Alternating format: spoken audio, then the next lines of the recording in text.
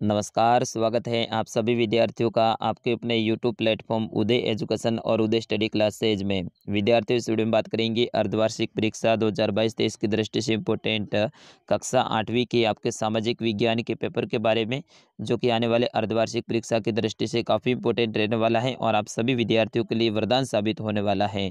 तो आप सभी विद्यार्थियों से निवेदन रहेगा, वीडियो को अंत तक देखिएगा, वीडियो को लाइक कर दीजिएगा। आपका अपना चैनल है, अभी तक आपने चैनल को सब्सक्राइब नहीं किया तो चैनल को सब्सक्राइब जरूर कर लीजिएगा, क्योंकि आपके एग्जाम तक सारे विषय के पेपर अपलोड यहाँ पे किए जाएंगे। आप वीडियो तो देखते हैं लेकिन चैनल को सब्सक्राइब नहीं करते हैं, ये अच्छी बात नहीं है विद्यार्थियों। आपके लिए हम इतनी सारी मेहनत कर रहे हैं तो आप चैनल को सब्सक्राइब जरूर कीजिएगा। विद्यार्थियों, इस पेपर की खासियत है कि सारे प्रश्नों के उत्तर भी हमने साथ में लिखे हैं ताकि आपको अच्छे से याद हो जाए और आप परीक्षा में बेहतर से बेहतर स्कोर करके आए। आपको ये पेपर डाउनलोड करना है तो भी मैं बताऊंगा बिल्कुल ऐसा कैसा पेपर आपको मिलने वाला है, कहाँ पे मिलेगा, कैसे मिलेगा, वो वीडियो को भी इसमें कहीं पे भी मैं बता सकता हूँ कि आपको पेपर कैसे डाउनलोड करना है। तो आपसे निवेदन रहेगा, वीडियो को अंत तक का जरूर देखिएगा। चलिए विद्यार्थियों, आपका ज़्यादा समय न गंवाते हुए बढ़ते हैं पहले प्रश्न की ओर।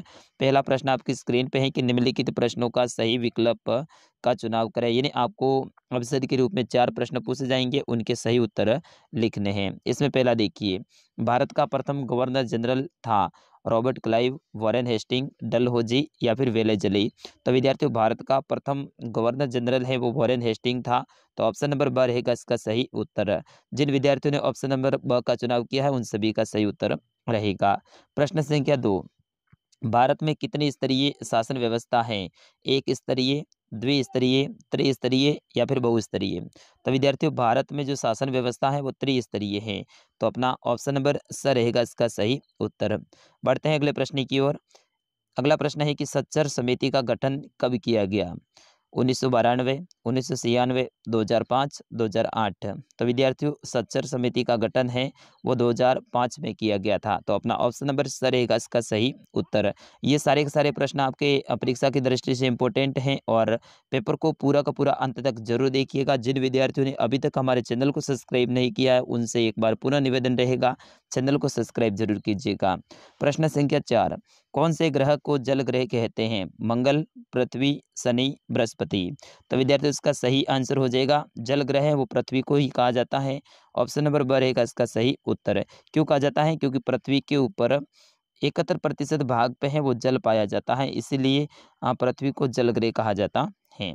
प्रश्न संख्या 2, आपका रिक्त स्थान से संबंधित है। इसमें आपको रिक्त स्थान की पूर्ति करनी है, यानी खाली जगह को भरना है। इसमें पहली खाली जगह है, ये वेरी वेरी मोस्ट इंपॉर्टेंट खाली जगह है, चाहे आपके बोर्ड की परीक्षा हो या फिर अर्धवार्षिक हो। असम के खाली जगह और बिहार की खाली जगह में काम करने के लिए आदिवासी जाने लगे। तो असम के चाय बागान पहली खाली जगह में आ जाएगा चाय बागान, और दूसरी में इसी में आ जाएगा कोयला खदानों में काम करने के लिए आदिवासी जाने लगे हैं। ख देखिए, झूम खेती में बीज बोने के तरीके को खाली जगह कहा जाता है। तो झूम खेती में जो बीज बोने का तरीका है उसे सीतराना कहा जाता है। तो यहाँ पे आप लिखोगे सीतराना, ठीक है। ग देखिए, कश्मीर के खाली जगह बकरियां पालते थे। तो बकरवाल हो जाएगा। कश्मीर के बकरवाल एक जाति है, वो बकरियां पालती थी, ठीक है ना। तो यहाँ पे आ जाएगा आपका बकरवाल। और ग देखिए, कश्मीर ये कश्मीर वाला हो गया। ग देखिए, कंपनी ने 1793 में खाली जगह लागू किया। तो 1793 में ईस्ट इंडिया कंपनी ने क्या लागू किया था? स्थायी बंदोबस्त किया था। विद्यार्थियों, ये ध्यान रखना, वेरी वेरी इंपॉर्टेंट है ये भी, खाली जगह स्थायी बंदोबस्त, ठीक है ना। कब लागू किया था? 1793 में। अब तीसरा प्रश्न, ये भी काफ़ी इंपॉर्टेंट है। बंगाल में नील विद्रोह कब हुआ था? तो बंगाल में नील विद्रोह सन 1859 में हुआ था। अगला प्रश्न है, संघवाद से क्या आशय है? तो देश में एक से ज़्यादा स्तर की सरकारों का होना तथा प्रत्येक स्तर की सरकार को संविधान से ही शक्ति और अधिकार मिलते हो, उसे संघवाद कहा जाता है। तो संघवाद का मतलब होता है देश में एक से ज़्यादा स्तर की सरकारों का होना। जैसे कि अपने यहाँ पे त्रिस्तरीय शासन व्यवस्था है, सरकार है, तो इस तरह से ये एक से ज़्यादा स्तरीय सरकार हैं। प्रश्न संख्या 5, धर्मनिरपेक्षता का मूल मंत्र क्या है? वेरी वेरी मोस्ट इंपॉर्टेंट ये प्रश्न है आपके अर्धवार्षिक और बोर्ड परीक्षा की दृष्टि से। तो धर्मनिरपेक्षता का मूल मंत्र ये है कि धर्म से संबंधित किसी भी तरह का वर्चस्व खत्म होना चाहिए, यानी किसी का भी धर्म से संबंधित वर्चस्व है वो कहीं पे भी नहीं चले।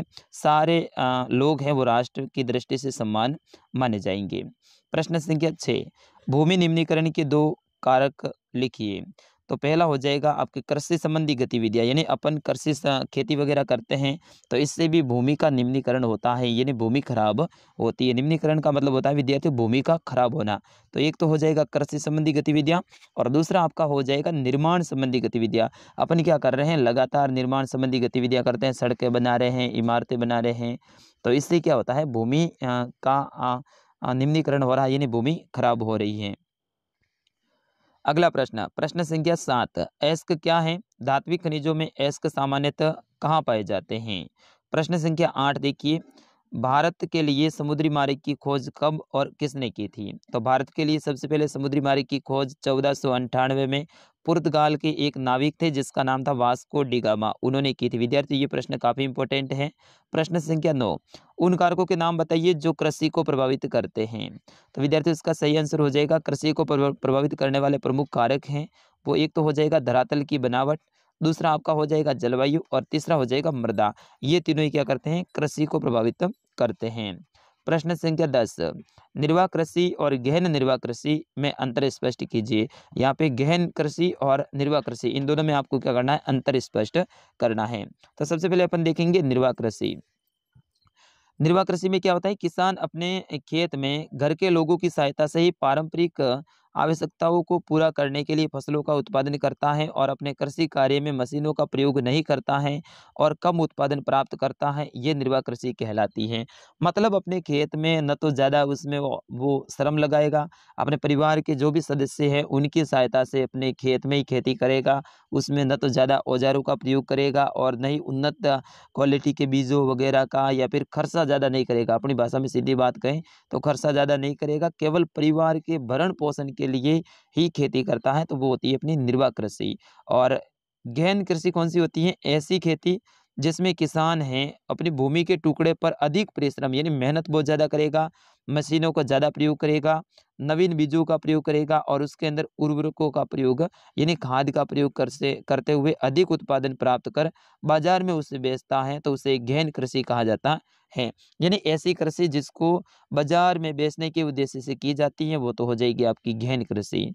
चलिए 11वां प्रश्न है, ये भी काफी इंपॉर्टेंट है आपके एग्जाम की दृष्टि से। वह कौन से मुख्य तथ्य हैं जो कृषि की आवश्यकता को प्रभावित करते हैं? वह कौन से मुख्य तथ्य हैं जो कृषि की आवश्यकता को प्रभावित करते हैं? तो यहाँ पे देखिए कृषि की आवश्यकता नहीं है, उद्योगों की अवस्थिति को, ठीक है ना। यहाँ पे आप लिखेंगे उद्योगों की अवस्थिति को प्रभावित करते हैं। तो उद्योग की अवस्थिति को प्रभावित करने वाले मुख्य तथ्य निम्नलिखित हैं। पहला हो जाएगा कच्चे माल की उपलब्धता, दूसरा हो जाएगा भूमि की उपलब्धता, तीसरा हो जाएगा सस्ता श्रम, शक्ति के पर्याप्त साधन, पूंजी की आवश्यकता, परिवहन के साधन की सुलभता और बाजार।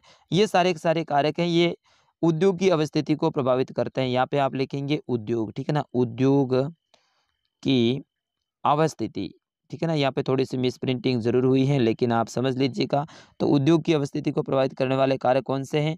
कच्चे माल की उपलब्धता, कहीं पे फैक्ट्री लगानी है तो सबसे पहले तो वहाँ पे पास में कच्चा माल मिलना चाहिए। जैसे कि शक्कर उद्योग लगा रहे हैं तो पास में गन्ने के खेत होने चाहिए, वहीं पे फैक्ट्री लगाई जाएगी। भूमि की उपलब्धता, अब उद्योग लगाने के लिए जहाँ फैक्ट्री लगाई जाती है वहाँ पे भूमि भी जरूरी है, तो भूमि की उपलब्धता। सस्ता श्रम यानी वहाँ पे मजदूर है वो सस्ते दाम पे मिल जाए। शक्ति के पर्याप्त साधन, पूंजी की आवश्यकता यानी रुपए पैसे की आवश्यकता, और परिवहन के साधनों की सुलभता यानी वहाँ पे साधनों के आवागमन में भी आसानी हो, ऐसे स्थान पे उद्योग लगाए जाते हैं। प्रश्न संख्या 12, जनसंख्या संगठन से क्या तात्पर्य है, यानी जनसंख्या संगठन किसे कहते हैं? तो जनसंख्या संगठन के अंतर्गत लोगों की जीवन प्रत्याशा, लिंगानुपात, साक्षरता दर, स्वास्थ्य सेवाओं की उपलब्धता, व्यवसाय, आय स्तर आदि का पिरामिड की सहायता से अध्ययन किया जाता है जो जनसंख्या संरचना एवं जनसंख्या संगठन को प्रकट करता है। प्रश्न संख्या 13, संविधान के प्रमुख उद्देश्य कौन कौन से हैं? Very very important, very very most ये प्रश्न रहेगा आपके एग्जाम की दृष्टि से। आपके बोर्ड की परीक्षा में भी ये प्रश्न आने वाला है और आपके अर्धवार्षिक में भी आने वाला है। तो इसका सही उत्तर क्या हो जाएगा? संविधान के प्रमुख उद्देश्य कौन कौन से हैं? तो उन आदर्शों को सूचीबद्ध करना जिनके आधार पर नागरिक अपने देश को अपनी इच्छा और सपनों के अनुसार रचना। दूसरा हो जाएगा राजनीतिक व्यवस्था को लागू करना।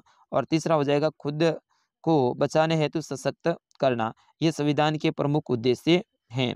प्रश्न संख्या 14, भारतीय संविधान में वर्णित धर्मनिरपेक्षता को समझाइए। यानी भारतीय संविधान में धर्मनिरपेक्षता है, उनको आपको बताना है। तो भारतीय संविधान में भारत को एक धर्मनिरपेक्ष राज्य घोषित किया। यहाँ पे देश मत लिखना विद्यार्थियों। भारतीय संविधान में भारत को एक धर्मनिरपेक्ष राज्य घोषित किया है।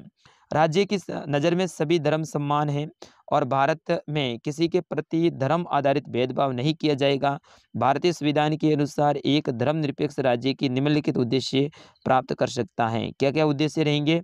कोई भी धार्मिक समूह या संप्रदाय किसी दूसरे धार्मिक संप्रदाय पर अपना वर्चस्व यानी प्रभुत्व कायम नहीं करेगा। कोई भी मान लो धार्मिक समूह है, वो दूसरे जो संप्रदाय हैं उनके ऊपर धार्मिक जो वर्चस्व है वो स्थापित नहीं करेगा।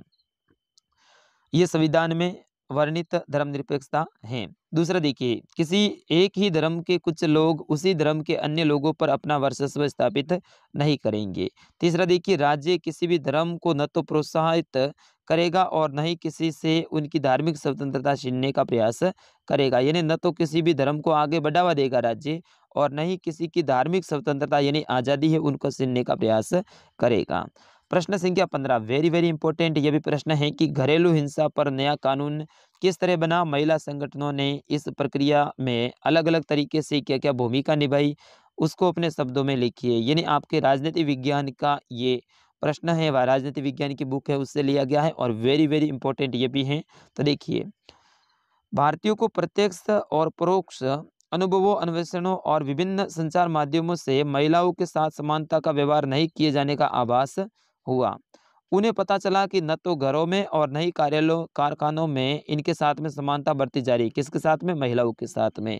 अतः भारतीय महिलाओं ने घरेलू हिंसा के विरुद्ध में कार्यस्थलों पर समानता का व्यवहार किए जाने के लिए नियम बनाए जाने की मांग उठाई। उन्होंने कहा कि भाई हम जहाँ पे काम करते हैं वहाँ पे हमें समानता मिले और इसके लिए गवर्नमेंट है वो नियम बनाए। इसके लिए उन्होंने क्या की?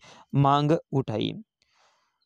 इनकी मांग के समर्थन में विभिन्न संगठनों ने भी आवाज बुलंद की। यानी कई सारे जो सामाजिक संगठन थे उन्होंने भी कहा कि ये महिलाओं की बात सही है, उनकी मांग उचित है, तो उन्होंने भी इनका समर्थन किया और आवाज को बुलंद किया। महिला संगठनों ने और राष्ट्रीय महिला आयोग ने संसदीय स्थायी समिति को अपनी मांगों का एक मांग पत्र है वो सौंपा। ठीक है। महिला सुरक्षा कानून विधेयक संसद में 2002 में पेश किया गया, लेकिन महिला प्रतिनिधि इस विधेयक में प्रस्तुत महिला के प्रति घरेलू हिंसा की परिभाषा से संतुष्ट नहीं थी। यानी इन्होंने 2002 में भारतीय संसद में तो अपना मांग पत्र है वो सौंपा था, लेकिन उसमें क्या था कि महिला के प्रति जो घरेलू हिंसा की परिभाषा थी ना, उससे ये संतुष्ट नहीं थे। अतः दिसंबर 2002 में स्टैंडिंग कमेटी ने इस विधेयक संबंधी अपनी सिफारिशें राज्यसभा में प्रस्तुत की। इन्हें राज्यसभा पटल पर रखा गया और कमेटी ने महिला संगठनों की अधिकांश मांगों को स्वीकार कर लिया। फिर से दिसंबर में इसके ऊपर दोबारा से विचार विमर्श किया गया और फिर दिसंबर में जब विचार विमर्श किया गया तो अधिकांश जो इनकी मांगे हैं उनको स्वीकार कर लिया गया। अतः 2005 में नया विधेयक पूरे संसद में पेश किया गया, जो संसद के दोनों सदनों में पारित हुआ। उसके बाद में राष्ट्रपति के पास में स्वीकृति हेतु भेज दिया गया और इस प्रकार महिलाओं के लिए घरेलू हिंसा संरक्षण अधिनियम 2006 लागू हुआ। ये ध्यान रखना, महिला घरेलू हिंसा संरक्षण अधिनियम 2006 में लागू हुआ था। आज का अंतिम प्रश्न रहेगा, उससे पहले एक प्रश्न और है, फिर उसके बाद में अंतिम प्रश्न की ओर बढ़ेंगे। जेम्स मिल ने भारतीय इतिहास को जिस तरह कालखंडों में बांटा था उसमें क्या समस्याएं थी? विद्यार्थियों, ये प्रश्न बहुत बड़ा है और वेरी वेरी इंपॉर्टेंट है आपके एग्जाम की दृष्टि से। तो स्कॉटलैंड के निवासी जेम्स मिल ने 1817 में भारतीय इतिहास को हिंदू, मुस्लिम और ब्रिटिश नामक 3 कालखंडों में बांटा था। तो ध्यान रखना आपको, जेम्स मिल ने भारतीय इतिहास को कितने कालखंडों में बांटा था? 3 कालखंडों में, एक तो हिंदू, मुस्लिम और ब्रिटिश। और इस पर इन्होंने एक किताब भी लिखी थी 3 कालखंडों में बांटते हुए। उसमें क्या क्या समस्याएं थी आप देखिए। कालखंडों का ये आवंटन धर्म पर आधारित था जो उचित नहीं है। यहाँ पे देखो हिंदू, मुस्लिम और ब्रिटिश ये धर्म पर आधारित इन्होंने कालखंड को बांटा था, जो कि बिल्कुल भी उचित नहीं था। ये एक समस्या थी। दूसरी समस्या क्या थी? इतिहास के विभिन्न इतिहास के किसी भी दौर को धर्म के आधार पर विभाजित नहीं किया जा सकता है, क्योंकि सभी धर्म एक साथ चलते हैं, तो किसी एक धर्म के आधार पे अपन नहीं कह सकते हैं। प्राचीन भारत में सभी शासकों का एक धर्म नहीं था, क्योंकि राजा उस समय पे थे, कुछ मुगल भी थे, तो कुछ राजपूत भी थे, तो कुछ जाट भी थे, तो अलग अलग धर्म से संबंधित थे। कुछ सिख भी राजा थे, तो अलग अलग धर्म से संबंधित थे। अगला देखिए, इतिहास के विभाजन के इस आधार का उद्देश्य लोगों में फूट डालना था। यानी इस जेम्स मिल ने जो इतिहास का आधार ये उद्देश्य दिए थे, इसमें इनका उद्देश्य यही था कि लोगों के अंदर फूट डाले और रोजो लोगों को है एक दूसरे से अलग कर दे। जेम्स मिल ने अंग्रेजी शासन को प्रगति और सभ्यता का प्रतीक माना था, और इससे पहले का शासनकाल को जातिवाद, अंधविश्वास से पूर्ण कहा। यह उनकी औपनिवेशिक मानसिकता का ही परिचायक था। अगला प्रश्न है 17वां, दीवानी मिलने से ईस्ट इंडिया कंपनी को किस तरह से फायदा हुआ था? तो यहाँ पे देखिएगा ये प्रश्न काफी बड़ा है। और फिर उसके बाद में आपका अंतिम प्रश्न रहेगा, किन परिस्थितियों में बंगाल में नील का उत्पादन धराशायी हो गया? अगर इस प्रश्न का उत्तर नहीं आता अथवा में ऑप्शन मिल जाएगा, मालवारी व्यवस्था स्थायी बंदोबस्त के मुकाबले कैसे अलग थी? तो विद्यार्थियों ये था कक्षा 8 का सामाजिक विज्ञान का पेपर। मैं आशा करता हूँ आप सभी विद्यार्थियों ने अंत तक देखा है और अच्छे से समझ लिया है। बिल्कुल इनमें से ज़्यादातर प्रश्न आपके अर्धवार्षिक परीक्षा और वार्षिक परीक्षा में पूछे जाएंगे। डाउनलोड करना है तो मैं वीडियो के बीच में या फिर अंत में आपको बताऊंगा। तो बिल्कुल ये पेपर आपको हमारी वेबसाइट पे मिलेगा। वेबसाइट है, उसका नाम है udaystudy.com। तो आप गूगल में जाके udaystudy.com ऐसे लिखेंगे, फिर गूगल में इसको सर्च कर देंगे। यहाँ पे आपके आएगा राजस्थान जीके का या फिर लेटेस्ट पोस्ट का एक ऑप्शन, उसके ऊपर आपको क्लिक करना है और उसके अंदर कक्षा 8 सामाजिक विज्ञान पेपर ऐसा नाम लिखा होगा, उसके ऊपर क्लिक कीजिए।